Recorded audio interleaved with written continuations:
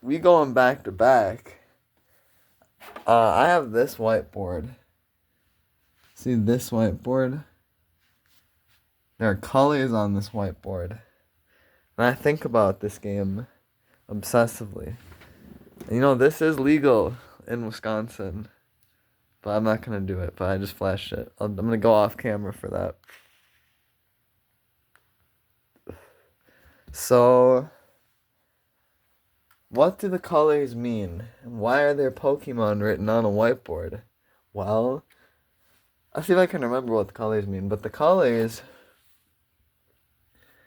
I think I kind of just organized it into 3 categories. And I think the light blue is just Pokemon and Pokemon Unite that are like really good in general right now, and you don't really have to be skilled or have a good team to really utilize them effectively. Like, you can do it by yourself even if you're not that good. Gyarados I have on there. I think Gyarados is a little harder to play, especially with like using Aqua Tail correctly can be difficult, but at the same time, you just have to have a little skill to use Aqua Tail. Like, if you're Master Rank, you probably have the skill to use Aqua Tail. You just hold the button down and aim it with the right stick. It's not that difficult, to be honest. And then Bounce is hard to use. Bounce can be really annoying. But, like, that takes some skill. And then the other way, what's that? It's like Waterfall. You just kind of move with it. You can right stick or left stick. I mean, it's not that hard. And then Dragon Breath's in the middle. I think it's, like, good mid, because it's, like, it can do good damage, and it can really finish a Pokemon and make them faint after Waterfall. If you get like 3 or 2 Waterfalls on them, and you're like, I play with setup, so it's like +6/+6. I can get +6 a lot with it, so it's like +6 attack. Gyarados is insane damage with Waterfall, and Dragon Breath, it's really good.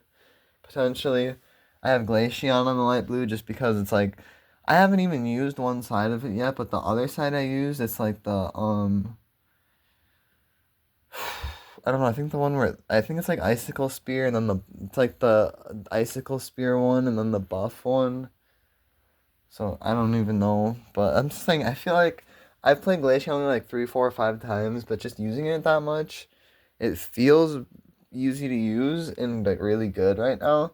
Then I have Dirty Duraludon just because I wasn't even like I didn't even have the right build on it, and it was just super not. It's not like it takes some skill to like know where to put the turret, but all you have to do is put the turret down and hold the button. It's not that hard, really. You kind of have to hold A or B. It's probably like you can, but if you have the A or B option where it's like one button targets wilds and one button targets players, the turret can get really oppressive at like jungling potentially if you're competing for jungling, because there are like certain moments where you're competing for jungling when the bots are at low health. Then in those moments where you're competing for it, you just switch the button, then boom, it switches, and then it's really good. And the turret is really good with that 2 button option. Doesn't take a lot of skill. What's the Dragon's Tail? I think Dragon's Tail is like an okay to good move. And then Stealth Rock I really like, actually. Stealth Rock is so underrated. It's dirty. And I know I've played the turret and the Stealth Rock, Flash Cannon and Stealth Rock, and it's like it can actually be really good. However, probably not. I wouldn't recommend it. So like those kind of fall in the same category for me, the Glaceon and the Dirty Duraludon, of like I don't really use them, or I haven't really used them that much, but they seem really good. And so on the black, I have Tyranitar and Darkrai. I think that's how you say it. I always say Darkrai, to be honest, but I think it's Darkrai.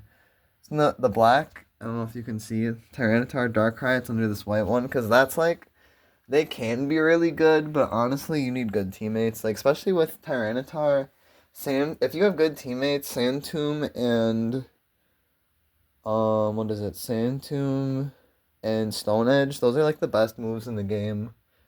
Honestly, if you have good teammates, it's like really oppressive. Sandtomb is really oppressive if you get good teammates who can help in fights and big team fights. It helps a lot. And then I don't even really like Stone Edge that much, but it can be really good at just you trap him in Sandtomb, hit him with the wave, and then it's like 1, 2. You're gonna get 2 because it's gonna go back and forth, and then you can probably get the third one. It's not. And then Ancient Power.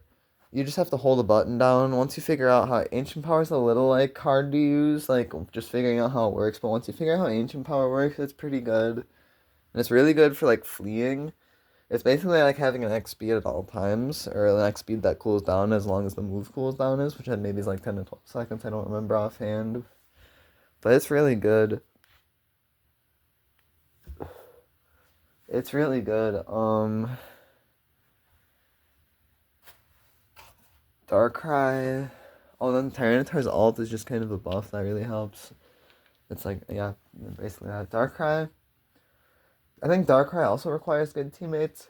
I don't think I'm the best Darkrai player in the world, but that's why I think it's one of the best things in the game because regardless of me not being that good with it, it's super oppressive. I think there are a lot of builds that work for Darkrai.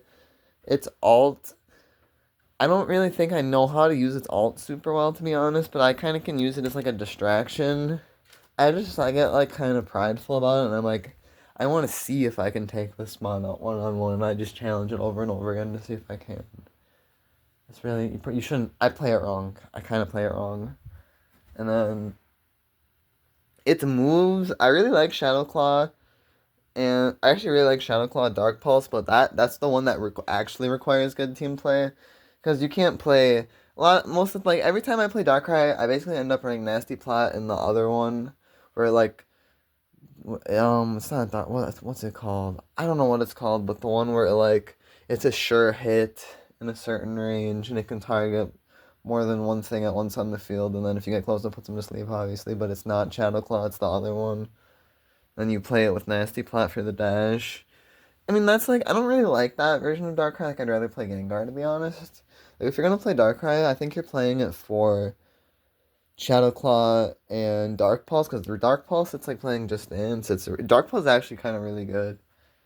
Because you just, like, it's a really, really oppressive, intimidating move. And then, even if someone else is good, they have to predict where you're gonna go. So you can just kind of, there's so many ways to juke them with it. It's really, really fun to use. If you're good at moving, it's really easy to use, to be honest. Especially if you move pretty fast, if you're really good at moving in Pokemon Unite, Dark Pulse is the move for you. And if you're good at rhythm games, Dark Pulse is the move for you. It's really super good if you're skilled at those things. It's just super easy to use. It's super intuitive and it's super good. And you play it for Shadow Claw. You're playing it for Shadow Claw because it does the damage the first thing, and then you can put it to sleep. I think you can put it to sleep on both hits. I don't really remember. That's why I'm not super good with it. I don't really remember how it works. But it's like, even though I don't know exactly how it works, it's really good. Then I have this pink section, which is maybe, of course, my favorite color, but that pink section is like, I think those characters take some skill in the right way to play the build. But if you're playing those characters the way you're supposed to play them, I think they're really good right now. Gengar, I don't really know how to play. What the heck is it? It's like Dream Eater and the other move. I think it's like Dream Eater and Shadow Ball. I don't really know how to play that version of Gengar, to be honest. I don't know how. I don't really play it. I don't try and lane with Gengar. I'm usually ending up jungling, which is then why I play Hex and Sludge Bomb, and that's if you're good at the game. Hex and Sludge Bomb. Basically, the other team has to play where they're playing not to get Sludge Bombed, and like if they get Sludge Bombed, they have to flee from Hex. Basically, especially if you're gonna play Shell Down and then have like +6 blue spec goggles, and you're just restoring, like you can target 2 or 3 people at once, they're not skilled, so then you're just getting your health restored, and it's like a noob killer, and it's really oppressive for that especially. So if you're like casually playing and you're actually good, you can just kind of play Hex, Sludge Bomb, and just kill some noobs. It's like kind of like therapy. And then Charizard, that's just the thing I have the most experience with, and I mean, I've dominated Charizard. I came up dominating Charizard top lane, Flamethrower, Fire Blast, didn't know what I was doing, had the wrong build, but just dominate games. If you have skill at the game, Flamethrower, you can utilize the speed boost of it. If you move good, if you move fast, you can utilize that speed boost really effectively and navigate with it, and that speed boost is so good. And then Fire Blast is like a really underrated move. Like you always want it to do more damage, but at the same time, if someone's gonna stand in Fire Blast for 2 or 3 seconds, they're basically screwed because it's gonna do a lot of damage. So you want it to do more damage at the one hit, like when it initially hits, but then if someone stays in it, it's again kind of like a noob killer. And then Greedent, that squirrel thing. It starts as the little squirrel with the berries, like it has stuffed cheeks, and then the seed, bullet seed, and then the other side is Covet, Belch. I've never played Covet Belch, but I always play stuffed cheeks and then bullet seed because it is so good.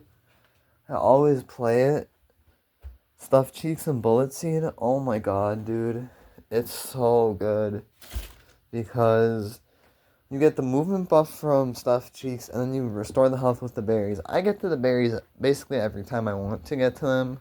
It's just like can't do. My teammates have the IQ to pick them up if I give them to them, which is honestly most of the time no.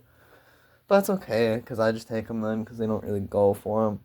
But it's like it's a support item is what I'm trying to say, but people don't really take the orange berries. They just kind of like let you have them. It's like, I get that, but you should take them, because like if you're an attacker, you need the health more than I do because you have less max health.